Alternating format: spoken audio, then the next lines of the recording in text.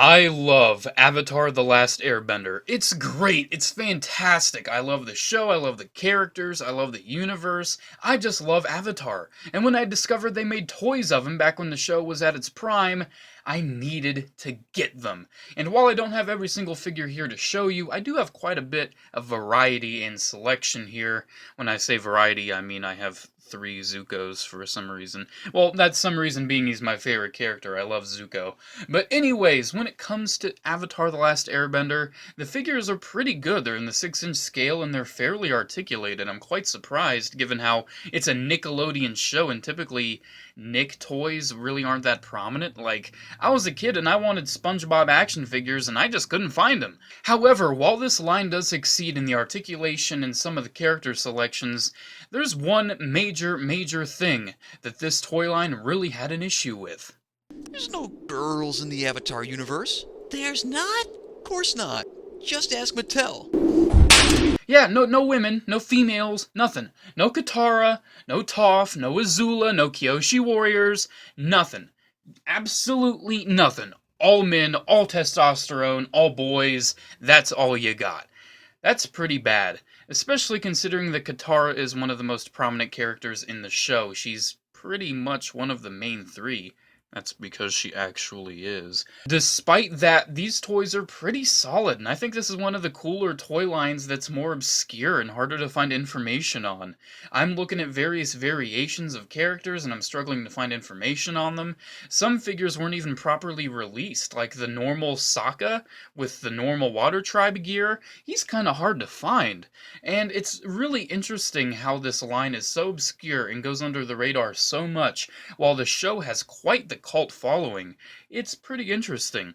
But anyways, let's take a closer look at some of these action figures because, well, they're worth talking about. Might as well start off with the banished Prince Zuko. Yeah, Prince Zuko got a pretty good action figure for his normal Fire Nation outfit. He came with one flame effect and little flame knives and swords. Yeah, I'll show those off later on, but those are really interesting. He also does come with his Fire Nation helmet that I don't want to put on too much because I don't want to scratch the paint. But yeah, he looks pretty cool with the Fire Nation helmet on. Doesn't look too big on him, but it's still a little big, and he didn't really wear it that much anyway, so off it goes. The fire effect just slips onto his hand per all of these figures, and you can already see that there's a little bit of paint rub on his thumb, where it's been slipped on and off a couple times. That's sucky, but yeah, he's pretty good overall. One thing I should probably start showing off with this toy line is their choice of softer materials. I've never seen this on any other toy line before. You see this? It's rubbery. This is entirely weird and rubbery. And this is pretty much on every single figure. I don't really understand this weird rubbery material, and they paint over it too. All this dark red and that gray is just painted on. And I'm not sure how I feel about this material. It's kind of sticky to the touch too, especially certain ones. They're quite sticky. But yeah, it's a really odd material, and the articulation, while it's a little limited, like he doesn't have any sideways elbows, the softer material does allow for him to actually pose dynamically, and the flex really isn't that bad, but you can see right there how it crinkles up. I really don't want it to do that. Yeah, it's a pretty solid action figure. I certainly think this is a worthy addition to anyone's collection if they're a fan of Avatar. Another Prince Zuko is the Snow Gear Prince Zuko, and he has yet again the soft material for his mask. And if you remove the mask carefully, you see yet again the face of the banished prince. Pretty good likeness to the cartoon on this one. I'd say this one's a little better than that one, even though the ponytail is a little less prominent. But yeah, you can see this material, like it. Do you hear that? It's really interesting. I'm not sure how well it will last over time, but Mattel decided to go with it for this, maybe to get the glossy look of like the cartoon animation? I'm not exactly sure. This guy also came with a couple fire effects and knives. Yeah, they're kind of weird. Look at his elbows though. It's pretty. That's Not too much to see here with the Blue Spirit, one of the coolest episodes in the entire series, but the figure is mostly just gray. It has a lot of nice paint details though, with little minor things, but it's pretty much gray. And if you remove the mask, once again made out of that weird soft material, another nice likeness to Prince Zuko. Really do enjoy that. You can see that his swords are made out of the two halves that kind of go together and go in the sheath. That's all he came with. He didn't come with any fire effects because he didn't use any fire bending when he was the Blue Spirit. But yeah, that's an interesting figure. He'll just slide over there and hopefully stay and not fall over. Should probably get on to Aang now. Excuse me, it's pronounced Ong. You need to shut up. This is Aang right over here. This is the Spirit World Aang, and it's interesting. It's all translucent blue, a very, very pretty translucent color all around. I wouldn't articulate this thing because I don't want to break any of the joints. If you know how translucent plastic works, this arm is already a little loose, and I'm quite concerned about that. I'm worried he's already broken. He comes with his little glider, which is pretty nice. Nice translucent. You can see Zuko back there. Remember me talking about how he's sticky?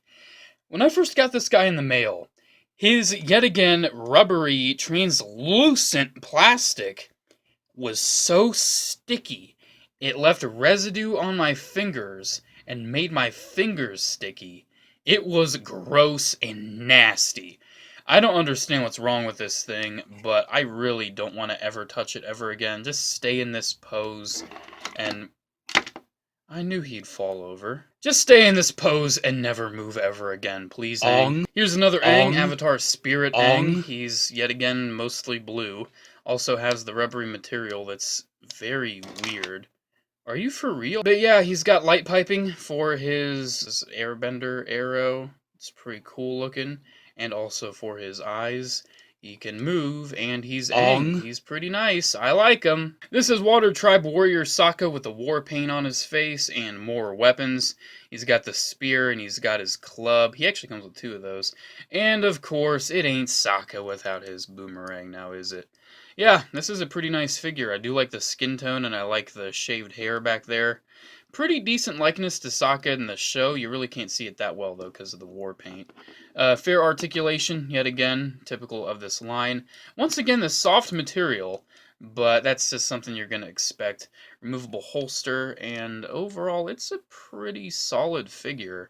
It's the warrior look, and he never really had this much in the show. I mean, he had it a little bit. But the fact that this is the easier one to get and the normal Sokka is the harder one to get just kind of shows how screwed up this line was. Speaking of being screwed up, yeah, they made Avatar Roku, and they didn't make Katara. This figure is really under-articulated. I got this guy kind of used. Yeah, he's just, that's pretty much all he can do. I mean, he's Avatar Roku, barely appeared in the show. They also made a spirit version of him. They made multiple spirit versions of him. They made a translucent version, and they made the bluer version. That's really weird. Why did they make this and not Katara? It's really weird. I don't understand it, and I don't get it. Another figure I really don't understand why they made an action figure of is Jet. Why did they make Jet? Out of all of the characters, yeah, I mean, I know he's kind of memorable, being, you know, the bad boy that he is, but he's Jet. You know, he was not really in the show that much, and they made him over Katara, Toph, Kyoshi Warriors, Azula. It's very weird. I don't understand why they made Jet over those characters. However, it's a good action figure. It can move. You can pose him. He's very movable, and he's got two each of these weapons. That's pretty nice. And he's got the details. It's clearly Jet. I do enjoy this figure, but it's just a very odd choice. One thing that was not an odd choice was the Fire Nation soldier. You need generic bad guys for Aang to beat up on, and, well, it's the Fire Nation soldier. I have two of this figure, actually, and I really do enjoy it. It's pretty poseable. It's lacking in some areas, like I think it could have some better range in the arms. However, he comes with multiple different weapons, different flame effects. He's a pretty cool action figure, and I really do enjoy having a Fire Nation soldier, especially given how cool the helmet design is. They also did make a General Zhao, which I'm pretty surprised that they made, especially given how he wasn't in the show for too long, but hey, he was a pretty prominent villain at the start of it. I can see why they made a figure of him. Really would like to get him eventually. Really, Mattel? You make King Bumi. King Bumi? Yeah, it's an interesting choice for an action figure. Crazy old man that's about 100 years old. Yeah, let's make an action figure of him. It's interesting that they made King Boomy. He was actually my very first Avatar figure I ever got. And if you're wondering, yes, he does have armpit hair. If you really wanted armpit hair, he's got armpit hair. I don't know why, but he does. Pretty nice likeness to the character, though. It really does show the old crazy man that he is. Even though he's a good guy. He's a very nice man in some ways. But yeah, he comes with this weird rock shield, and he comes with like a rock sword, and very odd. Yet again, uses this very weird soft plastic, not only here, but on these little ribbons on the legs that are very easily lost. This is the most posable figure in this range, by the way. He's pretty posable. He's got basically all of the main 6-inch figure articulation points. Some things are not as posable as you would like the head's just on a swivel, but it's still a nice action figure. I do enjoy having it, but King Boomy? Really? Here's a bag of accessories with a lot of Avatar stuff in it. Also does have accessories to my SH Figuarts Power Ranger, I don't know why. But yeah, you can see the extra club, various fire effects, this little swooshy thing that goes on the end of Aang's staff, these fire knives and swords that are just really crazy and stupid, this extra club that came with one of the Fire Nation soldiers. It's interesting how many accessories they included with these figures, especially given how they didn't need to, but they did anyway. So there you go, guys. There's my overview of the Avatar The Last Airbender figures that I own. I'm quite surprised there's so many variations of characters and so many different characters they made, and so many characters that they didn't make. Given how the cartoon is pretty plentiful on female characters, I'm quite surprised that they didn't make any of them. However, they did make some pretty interesting male characters from the show, like King Bumi, Jet, and Avatar Roku. I don't know why they made them and not Katara. I still can't get over that, even though I've said it millions of times. It's just crazy. It's like making Star Wars figures without Princess Leia. Are you mad, Mattel? Well, Mattel is a pretty interesting toy company all around, so I'm not surprised that they decided not to. Also, the rubbery material that a lot of these figures have is quite interesting, and I'm hoping I never see it ever again, because that material is quite odd to the touch, especially when it's translucent and sticky. Well, anyways, guys, hope you enjoyed taking a look at these figures. If you're wondering, I actually haven't seen any of The Legend of Korra. I probably should check out that show. I hear it's a pretty decent sequel to Avatar.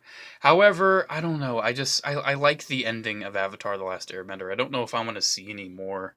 It's one of those endings, you know, man, where it's just nice. It's like a happily ever after thing. I like those.